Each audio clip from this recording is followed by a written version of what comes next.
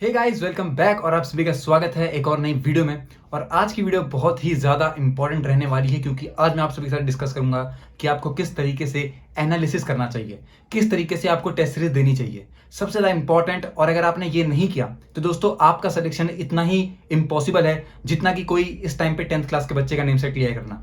तो एक तरीके से अगर आपने एनालिसिस नहीं कर रहे हैं तो इसका मतलब आप एक्सपेक्टेशन भी छोड़ दीजिए कि आपका एग्जाम जो है वो क्लियर होगा।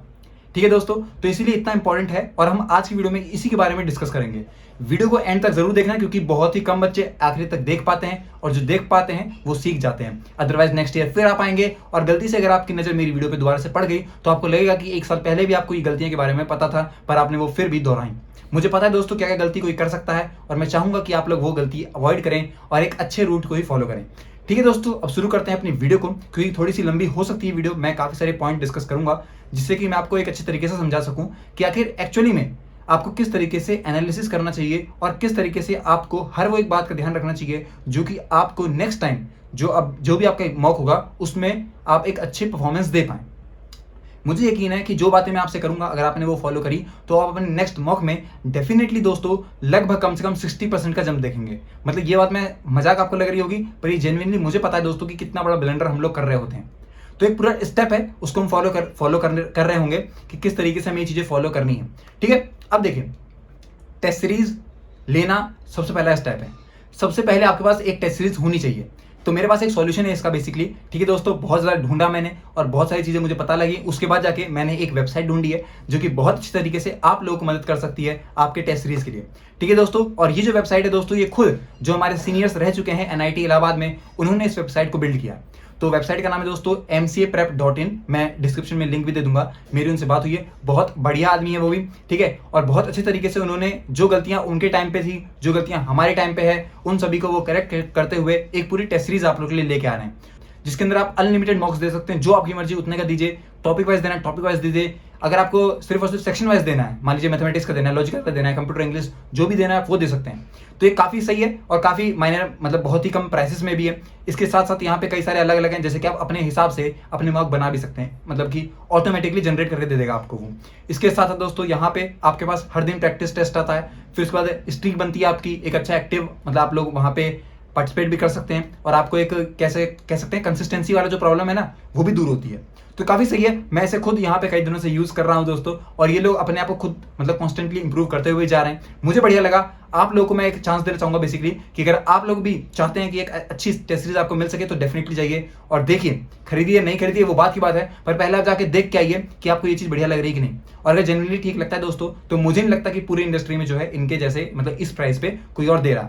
आप बोलेंगे भैया प्रमोशन कर रहे हो, तो प्रमोशन नहीं भाई, पैसे मैंने नहीं लिए हैं कुछ भी। ठीक है, मुझे ये चीज बढ़िया लगी तो मेरी उनसे बात हुई है और जब बात हुई तो मैंने कहा चलो भाई मैं भी एक फायदा करवा दूं उनका। बहुत नई वेबसाइट है, ऐसा भी नहीं है कि आप लोग देख सकते हैं, लेकिन एक्सपीरियंस बहुत है इनके पास। जो लोग वेबसाइट बना रहे हैं उनके पास एक्सपीरियंस बहुत है तो आपकी टेस्ट सीरीज की दिक्कत यहाँ से दूर हो जाएगी। मैंने बहुत ज़्यादा कोशिश करी दोस्तों कि मैं कुछ लोगों से बात करूं जो कि टेस्ट सीरीज के प्राइस कम कर सकें, लेकिन कोई इस टाइम पे इंडस्ट्री में अलाउ नहीं करता कि जो टेस्ट सीरीज के प्राइस कम कर सकें। यहाँ मुझे एक अच्छा अपॉर्चुनिटी मिली कि यहाँ पे लोग आ सकते हैं, बच्चे आ सकते हैं और जो भी उनकी दिक्कत है वो दूर हो सकती है। ठीक है दोस्तों, तो सही है ये आप लोगों की टेस्ट सीरीज के लिए। तो सबसे पहले हमारी चीज होगी कि हमारे पास टेस्ट सीरीज आ चुकी है। अब हमें क्या करना है? ओके, आपने टेस्ट सीरीज ली, मान लीजिए प्रैक्टिस ऑफ द डे है जो कि 15 मिनट का होता है, आपने वो दे दिया, वो तो डेली का है आपका, उसका भी एनालिसिस आपको करना है। और एनालिसिस करते वक्त आपको एक बात का ध्यान रखना है कि जो भी आप एनालिसिस करेंगे वो एक अलग तरीके से कीजिएगा। अलग तरीके से मतलब कि एक अलग रफ कॉपी में ही एक अलग पेज स्टार्टिंग कीजिएगा, उसमें कीजिएगा एक अपना एनालिसिस जिसमें क्वेश्चन में आपने क्या गलती करी, कौन कौन से क्वेश्चन आपके गलत हुए और कौन कौन से आपसे अनअटेम्प्टेड रह गए वो। ये तो आपको जरूर देखने हैं, मतलब ये तो आपको डेफिनेटली देखने ही देखने हैं। नेक्स्ट बात तो इसके बाद होगी पर आपको ये देखना है कि कौन कौन से क्वेश्चन आपके गलत हुए और उनमें क्या गलती थी आपकी। अगर आप लोग आपने मॉक दिया है और अगर आप एक दिन के अंदर ही ये काम करेंगे तो आपको ये चीज़ें पता लगती हैं। बता मैं आपको 15 मिनट वाले मॉक के लिए रहा हूँ लेकिन ये एप्लीकेबल 2 घंटे वाले के लिए भी होता है। आपने मॉक दे दिया, मैं क्या करता हूँ बेसिकली बता दूं, मैं मॉक दे के 1 घंटे का मैं गैप लेता हूँ। जब मैं फुल लेंथ मॉक देता हूँ तो मैं जब 2 घंटे का मॉक दे दिया फिर 1 घंटे का मैंने गैप लिया, थोड़ा फ्रेश हुआ, फिर मैं आया एनालिसिस करने। और एनालिसिस करते वक्त सबसे पहले मेरे दिमाग में रहता है कि मैंने जो गलत किया है मुझे वो देखने हैं और जो मेरे अनअटेम्प्टेड है मुझे वो देखने हैं। ये दो मुझे बिल्कुल डेफिनेटली देखने ही देखने हैं। ठीक है दोस्तों, तो ये वाली चीज आपको ध्यान से रखनी है और इस बात में आप लोग को बिल्कुल कॉन्सेंट्रेट होकर काम करना है। जब भी आप अपने मॉक का एनालिसिस करें तो आपका दिमाग मॉक से दुगना होना चाहिए क्योंकि आपको ये चीज वहां नोट डाउन करनी ही करनी है कि आपकी गलती क्या हुई। आपको ये भी नोट डाउन करना है कि आप इसको किस तरीके से सही कर सकते हो। ये चीज आपको डेफिनेटली देखनी है। गलतियां तो ठीक है, सबको पता है भाई गलतियां क्या हो सकती हैं, लेकिन सही कैसे करना है ये भी आपको वहीं लिखना है। और जब भी आप नेक्स्ट मॉक दें उससे पहले आप लोगों को वो चीज रिवाइज करनी है कि मैंने जो लास्ट मॉक में क्या गलतियां करी थी वो मैं किस तरीके से सही कर सकता हूँ इस मॉक में। और हर मॉक में चीज़ आपको कोशिश करनी है कि जो लास्ट वाली मेरी गलतियां हैं वो ना रिपीट हो, जो लास्ट मैंने गलतियां करी थी वो ना रिपीट हो। हर बार ऐसा होगा कि आप नई गलतियां भी कर रहे होंगे, कुछ बार आप रिपीट भी गलतियां कर रहे होंगे, तो उन गलतियों को और अच्छी तरीके से आइडेंटिफाई करिए। ये देखिए कि इसको मैं कैसे कम कर सकता हूँ। अगर लिख सकते हैं उसे कहीं लिख लीजिए, सामने चिपका लीजिए, जो कर सकते हैं वो करिए। कुछ क्वेश्चंस में गलती हो रही है तो वो कर लीजिए।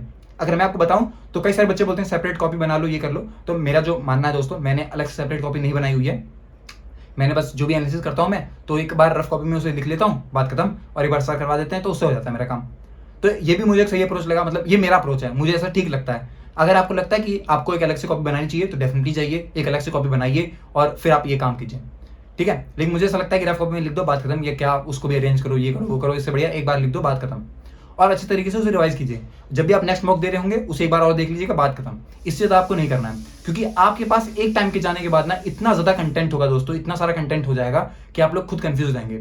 इसीलिए अपने कंटेंट को बहुत, आप कह सकते हैं, माइनर कीजिए, अपने फोकस को बहुत कम कीजिए, बहुत स्कैटर मत होने दीजिए खुद को, कई सारी चीज़ों के चक्कर में मत पड़िए। मैंने बार बार आपसे यही बोला है, एक ही चीज़ को करिए फॉलो। अगर आईडी समर लगा रहे हैं आईडी लगाइए, जो लगा रहे हैं एक ही बुक लगाइए, 15 बुक की तरफ मत भागिए, ठीक है। और ये सारी चीजें आपको कंटिन्यूअसली करनी ही पड़ेंगी, और यही तरीका है दोस्तों।